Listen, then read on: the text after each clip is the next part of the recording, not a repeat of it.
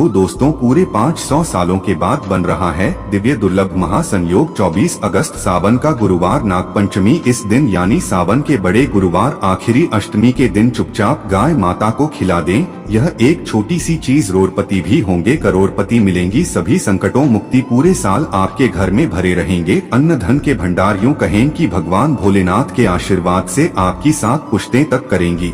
आपके रुपयों पैसों पर राज्य आपके साथ पीढ़ियों तक धन दौलत बढ़ता चला जाएगा। दुख दूर हो जाएंगे और सुख आपके कदमों में आ जाएंगे। दोस्तों यदि आप यह छोटी सी चीज सावन के 7वें गुरुवार आखिरी गाय को खिला देते हैं तो दोस्तों समझ लेना आपकी 7 पीढ़ियों तक धन दौलत की कमी नहीं होगी। बैंक बैलेंस चला जाएगा। तत्काल गरीबी समाप्त हो जाएगी, खत्म हो जाएगी। गरीबी का नामो निशान खत्म हो जाएगा और आप मालामाल हो जाओगे। आपके ऊपर भगवान भोलेनाथ और भगवान भोलेनाथ के गले में नाग देवता का आशीर्वाद बना रहेगा। और साथ ही साथ दोस्तों 33 कोटि देवी देवताओं को अपने अंदर धारण करने वाली गौमाता की भी कृपा आपके ऊपर सदैव बनी रहेगी। आपकी 7 पुश्तें तक रुपयों पैसों पर मौज करेगी। धन दौलत की कमी नहीं होगी। 7 पीढ़ियों तक बैंक बढ़ता चला जाएगा। तो दोस्तों कौन सी वे खास चीज है जो कि आपको गाय माता को खिलानी है? सावन के 7 में गुरुवार और बहुत ही शुभ संयोग बना है। इस दिन आखिरी अष्टमी का इस दिन गाय माता को खिला देते हैं ये चीज तो आपकी फूटी से फूटी किस्मत चमक जाएगी। आपकी मनोकामना हाथों हाथ पूर्ण हो जाएगी। आप धन से मालामाल हो जाओगे। और दोस्तों इस वीडियो को जो आज नहीं देखेगा, पूरा वीडियो नहीं देखेगा तो उसके पास पछताने के अलावा कुछ नहीं रहेगा। यूं कहे नसीब वाला तो ये वीडियो देख लेगा, वह बदनसीब होगा जो इस वीडियो को नहीं देख पाएगा। इतनी भाग्यशाली वीडियो है तो दोस्तों समय निकालकर अपने और अपने परिवार के फायदे के लिए पूरा वीडियो देखकर ही जाना। आपकी समस्त पूर्ण हो जाए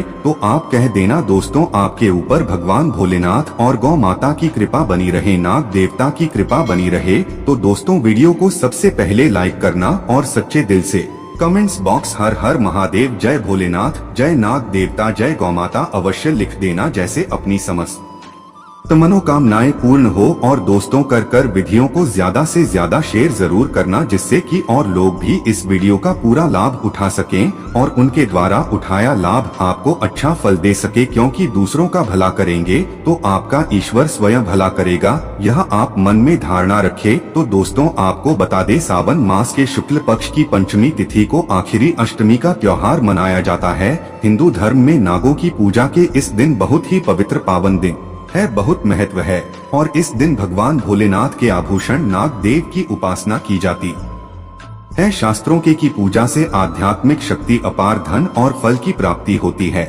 और आपको बता दें इस बार जो सावन का 7वां गुरुवार है और इस बार बड़े गुरुवार पर आखिरी अष्टमी का पवित्र पावन दिन। तो दोस्तों सोने पर सुहागा, समस्त मनोकामनाएं पूर्ण हो जाएंगी। इस पावन पवित्र दिन ये मानकर चलें इस दिन आप भगवान भोलेनाथ के आभूषण गले में धारण नाग देवता की विधि विधान से पूजा अर्चना करें। सांपों को दूध अर्पित करें क्योंकि चित्र प्रतिलिपियां बनाकर उनको दूध अर्पित करें। और इस दिन भगवान भोलेनाथ और माता पार्वती की विधि विधान से पूजा अर्चना करें। समस्त मनोकामना आपकी पूर्ण हो जाएंगी। भगवान भोलेनाथ के मंत्रों का जाप करें और अधिक से अधिक जरूरतमंद गरीब लोगों की मदद जरूर करें। इस दिन आप अन्य धन वस्त्र जो भी बने आपकी समस्त मनोकामनाएं जल्दी जल्दी भगवान भोलेनाथ पूर्ण कर देंगे और आपका मंगल ही मंगल होगा। और दोस्तों बात करें गाय से जुड़े हुए कौन कौन से उपाय है जिन उपायों को करने से आपके जीवन के तमाम तरह के दुख दर्द संकट खत्म हो जाएंगे, समस्त दुख दूर हो जाएंगे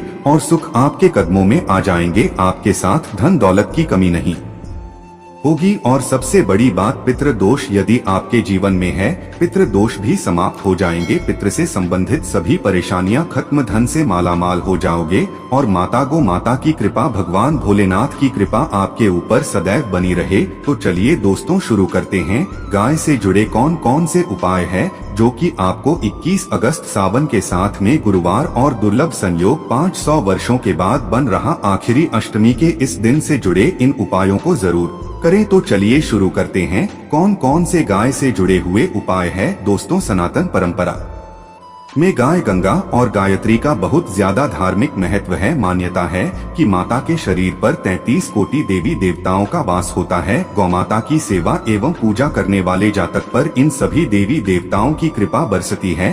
गौसेवा से न सिर्फ इस जन्म के बल्कि पूर्व जन्म के भी दोष दूर हो जाते हैं। प्रत्येक सुबह जब आपके घर में भोजन बनना प्रारंभ हो तो सब पहले बनाई गई रोटी को आप गौ माता के नाम से निकाल दें और भोजन करने से गौ माता को इस रोटी को खिलाएं। यदि संभव हो तो काली गाय को खिलाएं। यदि काली गाय ना मिले तो सफेद गाय को भी। प्रत्येक पूजा और मांगलिक कार्य में गौ माता या उनसे जुड़ी चीजें जैसे गाय का गोबर, गोमूत्र, गाय का दूध अथवा गाय के दूध, इससे आपको पुण्य की प्राप्ति होगी। परंपरा के अनुसार जिस घर में गाय होती है उस घर से जुड़े सभी वास्तु दोष स्वतः ही समाप्त हो जाते हैं। किसी भी पूजा में गाय से हासिल पंचमी वृद्धा रथ का उपयोग अवश्य शामिल करें, क्योंकि पंचमी के बिना कोई भी पूजा पाठ और हवन सफल नहीं होता। दोस्तों, गौ कृपा पाने के लिए प्रतिदिन, सप्ताह अथवा महीने में परिवार समेत एक बार गौशाला जाने का नियम जरूर और वहां गायों को हरा चारा जरूर खिलाएं। इससे आपको शुभ फलों की प्राप्ति होगी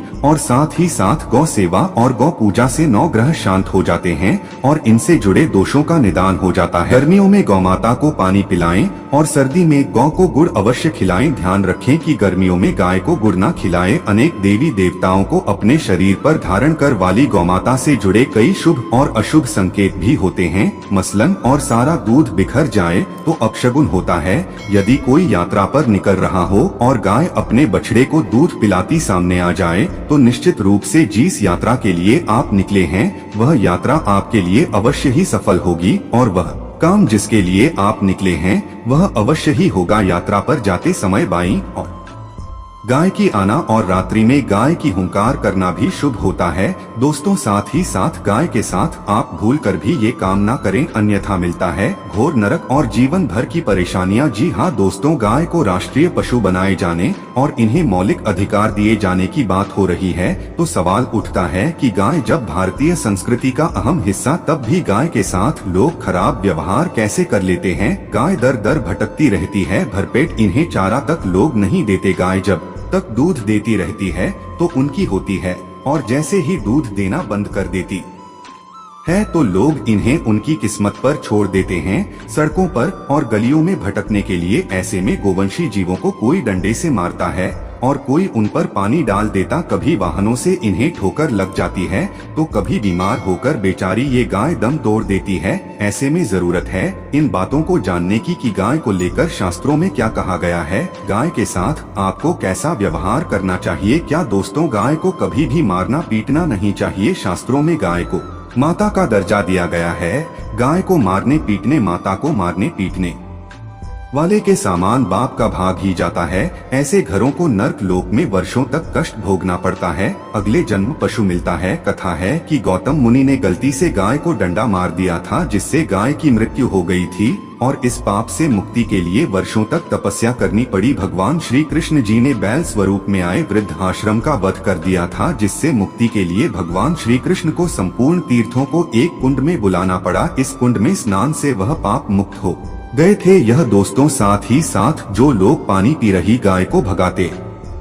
हैं वे घोर पापी के भागी बनकर नर्क भोगते हैं, ऐसा पुराण में बताया गया है। जबकि जो लोग गाय के लिए प्याऊ और चारा गद्दा बनवाते हैं वह महाभाग्यवान होते हैं। ऐसे लोग घोर पाप से मुक्त होकर स्वर्ग पा जाते हैं और बड़े ही धनवान कुल में जन्म लेकर सुख भोगते हैं। और साथ ही साथ आराम कर रही गाय को कष्ट देकर कभी भी उठाना नहीं चाहिए। कहते हैं कि जिस स्थान पर गाय बैठी है वहां से नकारात्मक ऊर्जा समाप्त हो जाती है। गायकी की जगह को जो लोग नियमित साफ रखते हैं वे पूर्व जन्म में किए गए जाने अनजाने में पापों से मुक्ति हो जाते हैं और गोलोक में स्थान पाते हैं। गाय को डंडा मारकर उठाना, पानी उठाने से मनुष्य पाप का भाग्य बनता है और अगले जन्म में उसे दर दर भटकना पड़ता है। और साथ ही साथ शास्त्रों में बताया गया है कि गाय का दूध उसके बछड़े के लिए होता है। गाय के बछड़े से बचा हुआ दूध ही मनुष्य को लेना चाहिए, परंतु कुछ लोग एक बार गाय को दूध लेने के बाद फिर से बछड़े के लिए बचा हुआ दूध भी धो है। ऐसा करना घोर पाप कहा जाता है।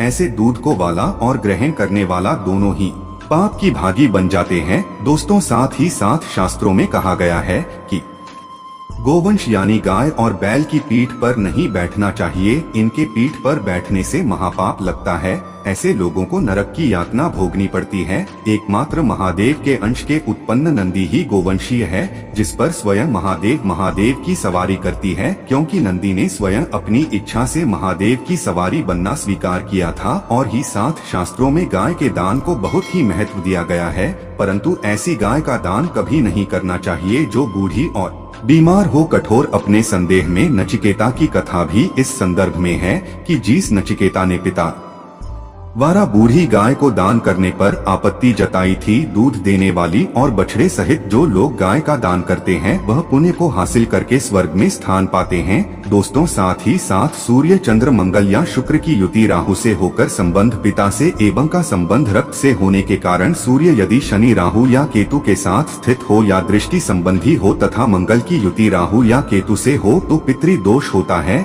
इस दोष से जीवन संघर्ष में बन जाता है। यदि पितृ दोष हो तो गाय को प्रतिदिन या किसी भी एकादशी को या किसी पूर्णिमा के दिन या अमावस्या को रोटी गुड़ चारा आदि खिलाने से पितृ दोष समाप्त हो जाता है। साथ ही साथ देसी गाय की पीठ पर जो होता है वो गौ माता आती हुई दिखाई दी, दाम की यात्रा अवश्य ही सफल होगी। और साथ ही साथ यह संकेत भी जान ले, यदि आप यात्रा पर जा रहे हैं और सामने आपके गाय पड़ जाए अथवा अपने बछड़े को दूध पिलाती हुई सामने गाय दिखाई दे जाए तो समझ जाना कि वह यात्रा आपके लिए अवश्य ही सफल होगी। और साथ ही साथ जिस घर में गाय होती है उसमें वास्तु दोष स्वतः ही समाप्त हो जाता है। और साथ ही साथ आपको बता दें कि गाय को आप जो भी रोटी बनाए प्रतिदिन रोटी ही बनाए। गाय को अगर आपने रोटी बनाई है तो कोशिश करें कि उस रोटी तुरंत ही गाय को दे दे। अगर आप उस रोटी को रख देंगे और उस रोटी को अगले दिन देंगे तो वह रोटी बासी मानी जाएगी। गाय को कभी भी बासी रोटी ना दें, इससे घर में नकारात्मक ऊर्जा वास करती है और जो भी कार्य आपके बनने वाले होंगे वह कार्य भी आपकी बिल्कुल भी नहीं बनेंगे। इससे आपके घर में हमेशा दलित देवता का वास रहेगा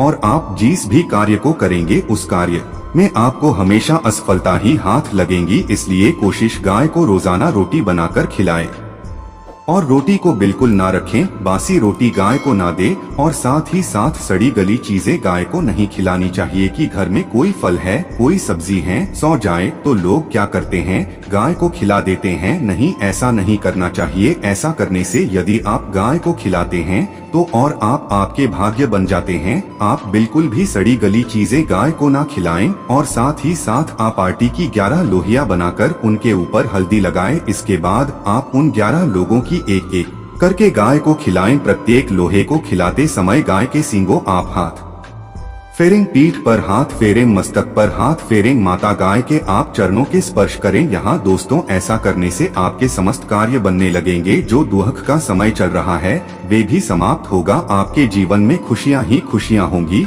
और एक बार आप 7 बार गाय की परिक्रमा भी कर लें तो आपके समस्त कार्य पूर्ण होंगे। और साथ ही साथ आप गाय को जब भी रोटी दे, रोटी पर या तो आप थोड़ी हल्दी लगा ले या थोड़ा गुड़ रख लें। अगर गुड़ ना हो तो आप थोड़ा मिश्री रख सकते हैं, थोड़ा घी रख सकते हैं। दोस्तों, गाय को कभी भी सूखी रोटी ना खिलाएं। सूखी का मतलब गाय जो रोटी रखे खिलाए उस पर कुछ ना कुछ रखकर खिलाएं। हल्दी रख ले, गुड़ रख ले, मिश्री घी या जो भी रख ले, मतलब खाली रोटी नहीं खिलानी है। ध्यान इस बात का रखें, जब भी आपको शुभ फलों की प्राप्ति हो